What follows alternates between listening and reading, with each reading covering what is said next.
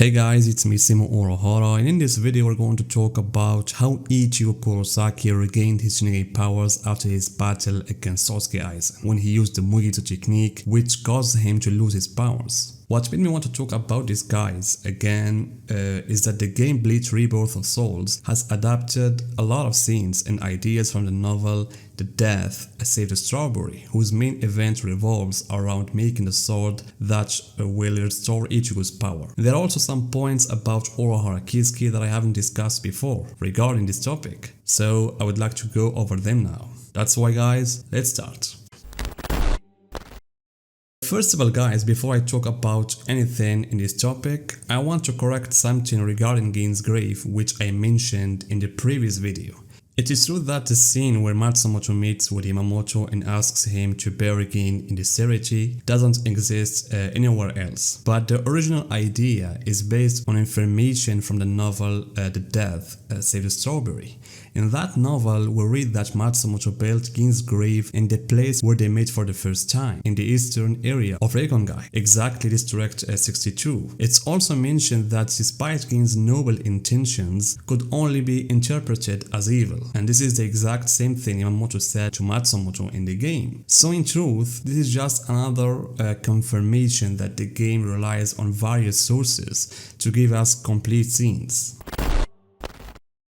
Now, guys, to talk about how exactly Ichigo's powers returned, I want to start with something Urahara Kizuki said in his secret story. Something that honestly very important if I understand it very well. After Ichigo used the Mugitsu and Urahara was standing in front of him, Urahara said that if what he heard about how the technique works is correct, then Ichigo would lose all of his powers. Then Urahara added that the least he could have done was seal Aizen Sasuke so that Ichigo wouldn't have to use the Mugitsu. But then he went on and said, "This is not the time for regret, I swear I'll bring back Ichigo's Shinigami powers." So what caught my attention, guys, in Urahara's words was when he said that the least he could have done was seal Aizen so that Ichigo wouldn't be forced to use Mugitsu. And here's a question came to my mind. Is it possible that Isshin had already told Urahara long ago that he would teach his son the final Getsuga Tensho as a last trump card if they couldn't defeat Aizen, and that he informed him of the price of the technique, that the user would lose all their powers? Because honestly, guys, I have always been puzzled by one question. How did Isshin come up with the idea of teaching his son the final Getsuga Tensho? It's hard to believe that Isshin was just running around with his son and suddenly got the idea to teach his son the final Getsuga Tensho because the Dangai was suitable for it. So I don't know, maybe there was another scenario between Isshin and Urahara, like a plan for Ichigo to learn that technique under specific conditions if they couldn't seal Aizen or something like that.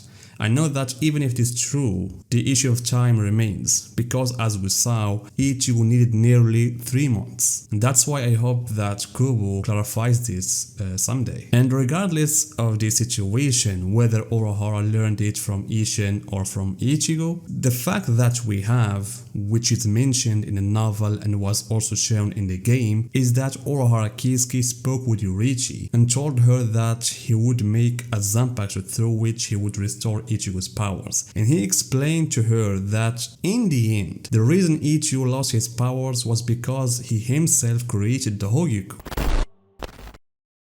And honestly, this is true. If Urahara didn't create the Hogyuku, Aizen wouldn't have been able to complete his own Hogyuku. So once Urahara confirmed that Ichigo had lost his powers, he decided to restore his Shinigami powers. It seems that his main idea was to create a Zanpakuto and apply the same principle that happened with Rukia and Ichigo the first time and the Shinigami who gave Ginjo his powers. Because what Rukia did in the past triggered Ichigo's Shinigami powers, I mean the original ones, which he later awakened. Therefore, the plan was to create a Zanpakuto. However, Yorichi raised an important question, guys, which is that this idea might go against the Soul Society's laws. Rukia's execution was based on the issue of giving her power to a human, which is a forbidden act. But Urahara Kizuki told her that he didn't care about that and that restoring Ichigo's power was his top priority. On the other hand, during the early days when Ichigo had lost his powers, Orihime Inoue noticed that Ichigo seemed sad or not satisfied with living as a normal human, especially since his life had always been connected to spirits and protecting others. So when Orihime received a message from Rukia inviting her to visit the Soul Society, Orihime told her everything. And at the time Rukia was preparing for her nomination ceremony as vice captain of the 13th division. So when she heard Orihime's story, she decided to go straight to Urahara and tell him that they wanted to bring back Ichigo's power. And Urahara told her she was late because he already started working on this. He just needed a bit of time and told her that once his research was complete, he would call for her. And that's exactly what happened. After nearly a year, Urahara finally decided to tell Rukia to come so he could show her the Zanpakuto that would restore Ichigo's powers. Of course guys, as Urahara mentioned, it wasn't a Zanpakuto in the literal sense, but rather a tool meant only to transfer power. However, he based it on Isshin's Zanpakuto, Ingetsu, since Isshin's Zanpakuto is similar to Zangetsu.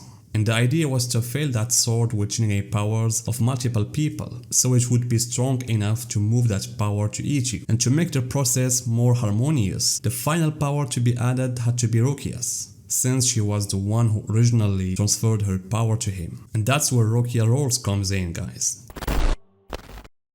The power they needed had to come from Shinigamis, whether captains, lieutenants, or any Shinigamis. And the problem was, this kind of thing was forbidden in Soul Society. As we mentioned, a major war once broke out because of what Rukia did before. So this act felt like a repeat of that incident, but under new circumstances. And among these new circumstances was the fact that the person they were giving power to was Ichigo Kurosaki, the one who exposed the truth about Sasuke Aizen being a traitor. More importantly, Ichigo was the main reason Aizen was defeated. So naturally, most of the Shinigami were expected to agree to this. But the challenge was how to work around the laws in place. That's where Rukia decided that the operation would be done in secret. She would contact the people she trusted, those she was sure would agree, and she decided the meeting place for those who will give their powers would be near Chukokaku's house. And in this process, Rukia also used her mobile to deliver messages to the ones who will give their powers. And so the novel showed us different reactions from those who received the message. And the game did the same. For example, in Shinji Hirako's secret story, we see Momo receive the message and she shared it with Hirako, and both agreed to contribute their powers.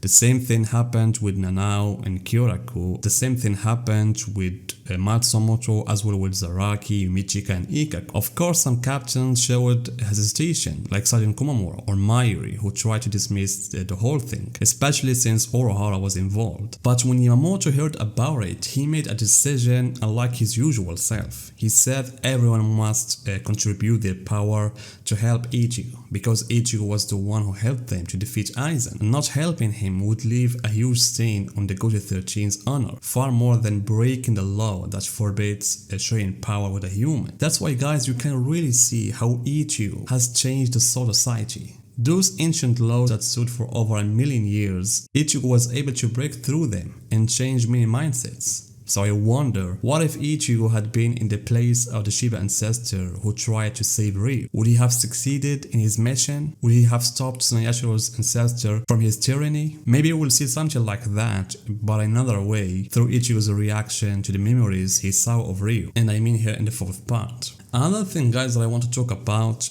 is that Ichigo's power wasn't complete when they back. There were some changes to his appearance and sword, but in reality, Old Man Zangetsu was still suppressing Ichigo's true power. However, maybe during that phase where Ichigo was without his Shinigami powers, Old Man Zangetsu saw just how much pain Ichigo was in, how powerless he felt to protect those around him, those he loved. So maybe Zangetsu realized that Ichigo walking the path of Shinigami, fighting in battles, was better than watching him suffer like that. And this is the truth that Old Man Zangetsu admitted when he confronted Ichigo in Imaya's place, where he finally gave him his true sword and released all of his powers. So guys, what do you think about the information that we have read in this novel and also the new scenes that we have seen in the game? Tell me, guys, your opinions in the comments, and see you in my next video.